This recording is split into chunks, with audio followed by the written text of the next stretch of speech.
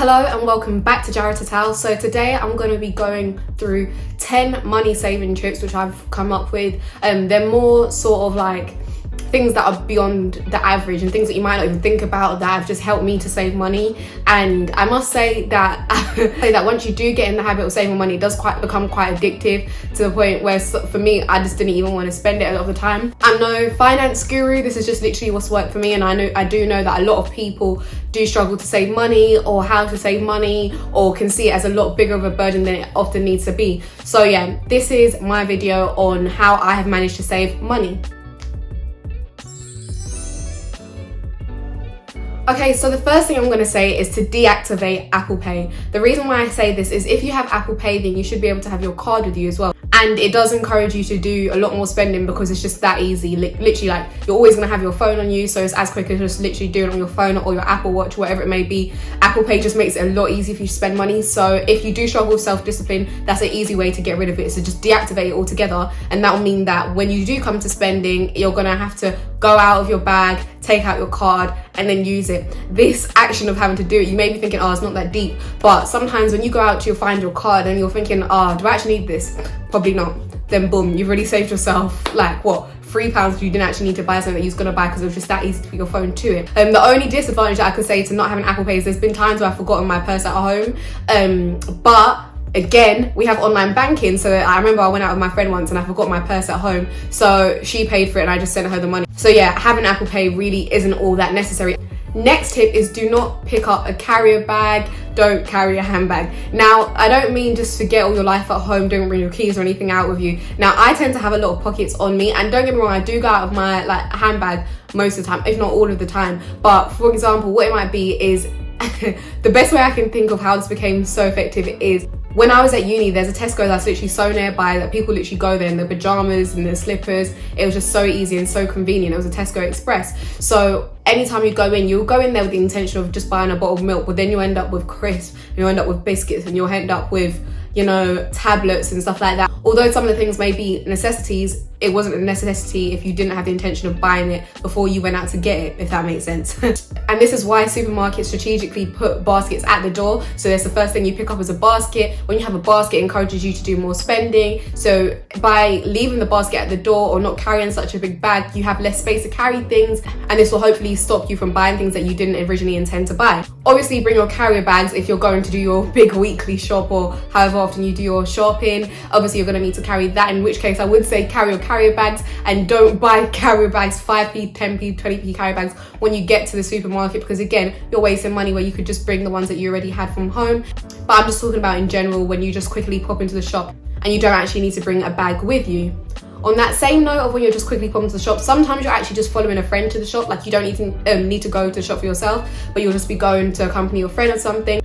In which case, I don't actually bring my card with me either. So I haven't got Apple Pay on my phone, and I don't have a card on me, which means I definitely did not need to buy the thing. Because if I've said to my friend that I'm just going to come with them to the shop with no intention, I didn't actually need anything from the shop myself, and that means that I didn't need to buy anything. So yeah, it works. Just limit the amount of things that you carry with you, because that does encourage you to spend. Next thing I'd say is to stop emotional spending. Now, this is one thing that I'm still struggling to master myself, but I do think that this is where a lot of our money goes to, or a lot of people's money could go to. And by emotional spending, I'm talking about, like, for me, it might be if I've had a really bad week, I said, yeah, I'm going to treat myself to a Chinese on Friday or something. And then half the time I order the Chinese and it doesn't even come out as nice as I was hoping it to be. And then I just feel like I've wasted money and I'm still sad. So I would have just rathered I didn't actually buy the Chinese in the first place. This can also be shown in the form of a lot of people like to do retail therapy. But yeah, try to reduce the amount of emotional spending. The way you do this is to combat emotion with logic. So basically, if you're in a position where you might be feeling like angry or sad or whatever it may be, try and channel that emotion into do something productive. So if that means picking up a book, if that means going for a walk, not to a shop, or if you are going to a shop, not with your Apple Pay, try and just take that emotion and put it into something that's going to be more productive and make you feel a lot better without spending money. The next thing I would say is search discounts. Now, this one, I feel like people are going to be like, a bit frugal. I don't really mind if people think I'm frugal. So is Jeff Bezos, and he's doing pretty well for himself. So when I say search discounts, like, a lot of people, like, I remember one time one person was like to me, oh, but how can you be wearing this jacket if you're spending $1.99 or $1.99 vouchers at McDonald's? I will always spend my $1.99 vouchers at McDonald's, because spending like £6, £7 on a burger Well, to be fair, if it's a really nice burger, but everything that I want from McDonald's, just my Big Mac and fries, is on the $1.99 voucher, and I'll always use that because I don't understand why I would spend more money if I don't need to. And also, I do go to McDonald's quite a lot. Well, not so much now, but when I was more working in a workplace, then I'd go to McDonald's on my lunch break like literally every day. And I can't imagine if I'm spending £5 and working like 5 days a week. That's like £25, rather than I spend £2 voucher 5 days a week, and that's only £10. So that's already £15 a week that I'm saving, which is £60 a month that I'm saving, and I can literally put that towards something a lot more useful.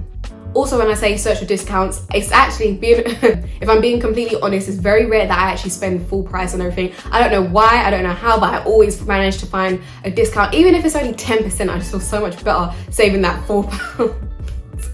Even though I spend £4 on delivery fees. Usually what I do is uni day, student beans, whatever it may be, or literally on the website they'll have some sort of offer, or I'll just go to different websites until I can find the same thing but cheaper, and then I feel like a lot better because I feel like someone else would have spent £100 on that, but I spent £90 on it. I'm like, winning.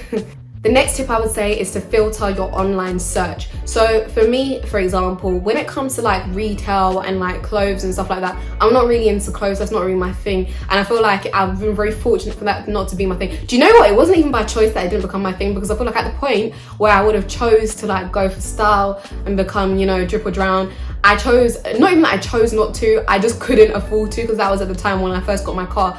And I didn't have the funds for it, so I just didn't have the choice for it. And I'm kind of glad that that happened, because I feel like I do save a lot of money from just not having that much of an interest in clothes. So on that note, I very rarely wear anything more than once. And I know this is bad, and I am working on it, but it's literally just because I'm not really good at styling and putting outfits together and stuff like that.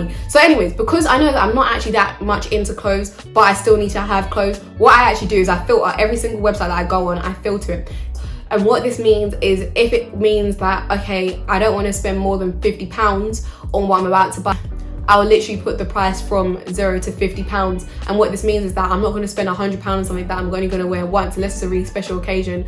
And that's just an example. So by filtering it down, it means that you don't end up selling yourself a dream, because if you now see something that was £70 and that's out of your budget, and now you're going to think, oh, let me just stretch my budget by £20. But you can't afford that, so now you're in a sticky position. So I literally just don't even show myself, I don't even tease myself with the things that are outside of my budget, or just how much I actually want to spend. So I definitely recommend putting a filter on your search results.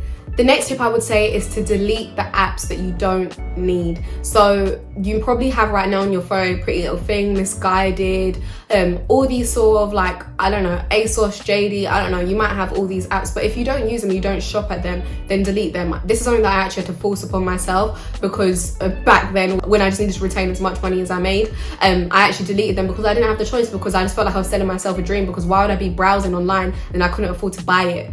It was just, it's like self-inflicted pain. So I just deleted the apps, and that's one thing that I do is I delete the apps on my phone, because it's so easy to just be bored and think, oh, let me just have a quick browse through it, and then now you've ended up spending £50 when you didn't initially need anything. So I feel like that's definitely helped, but I know that a lot more people do find a lot more comfort and like love clothes a lot more. So in the event that you do like shopping and stuff like that, I would definitely recommend to delete the apps and then just use it on the web browser, because a lot of people perhaps spend a lot more time on their phone than on their laptop. And if you get rid of that tendency being on your phone, then it forces you to go on your laptop to actually search for the things. Whereas when you just have it on your phone, it could just be on the off occasion where you're just like, oh, let me have a quick browse. The next minute, your basket's full.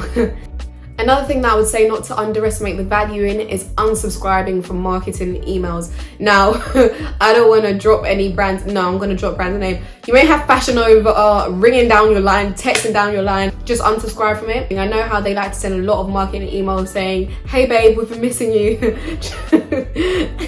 It's so cheeky because they really try to entice you. But they'll be like, yeah, hey doll, we've missed you. Your basket's still waiting for you.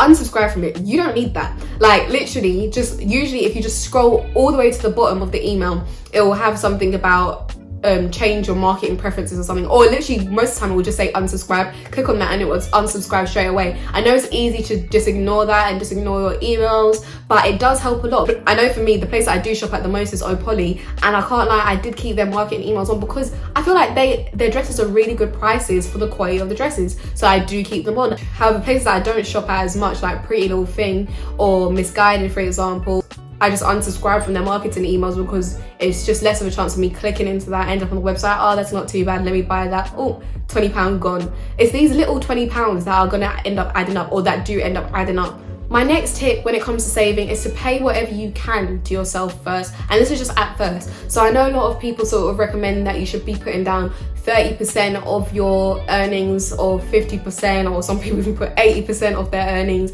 straight into their savings account, but some people are just not in the position to be able to do that because they have a lot of expenses. And I can understand how this can actually demotivate you to actually saving anything at all, because you might feel like, if I've made £500 for the month and I have to spend £400, then what's the point of me really saving £10 if I only have £90 to live on? And that's how you can get into the trap of, okay, I'll just start again next month when I have more money, or I'll start again when I get to this job, or I'll start again when, you know, and then you're just procrastinating and you don't have any savings to your name. So what I actually recommend is to save whatever you can, whether that just means putting down £5 this month and then £10 this month, and then actually being able to build something more consistent. And when it aligns with a different lifestyle and your different earnings, then that's fine. At least you've got into the habit of actually putting money down and actually get into the habit of saving things, because it's better to have £10 in your savings than to have nothing at all, you know. Just getting into that habit is a very important thing to do. Next tip is to stop conforming to trends. Now I know it's easier said than done, because I know this generation, there's a lot of pressure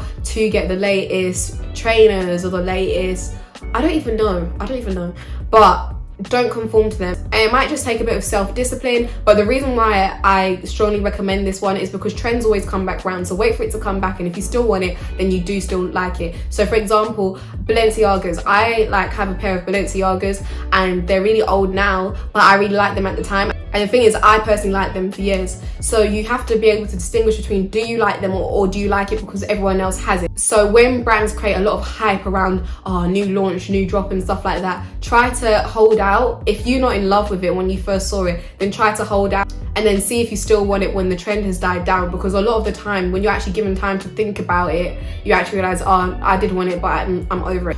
So you have to kind of be able to work out, is it worth it? Do I need it right now? And if not, that's fine. Just give it some time. And if you do leave it some time, you do still want it, then go for it, grab it. But try to stay calm when the trends come up, because that is how you end up losing a lot of money, by trying to play into the trends. And my final tip to knowing how to save is to get educated on it. Now, I'm gonna say the one that the timeline seems to hate, which is Rich Dad, Poor Dad, but I do think this is the best beginner's book to understanding savings, money, the value of money and stuff like that, because the way it breaks it down is very easy to understand. I feel like anybody that reads it will come out sort of having a better financial understanding. It's not going to make you into a millionaire overnight just from reading one book, but it will teach you to appreciate and understand the value of money a lot better. And I feel like to make any lifelong changes, like bettering your saving habits, you need to understand the significance behind it, otherwise they're going to be short-lived. So I definitely recommend reading that book as like a starter book, and then it just helps to put things a lot more into perspective. So yeah, that's some things that I personally do to help me to save money, and they've helped me a lot. I think they're very easy to implement, some more so than others, and again depending on you and your lifestyle and your interest per se, but they definitely can have an effect. If you'd like to see more videos on like saving and money or anything like that, then do let me know. Please hit the like and please subscribe as well. That's all for today. Thank you for watching. See ya.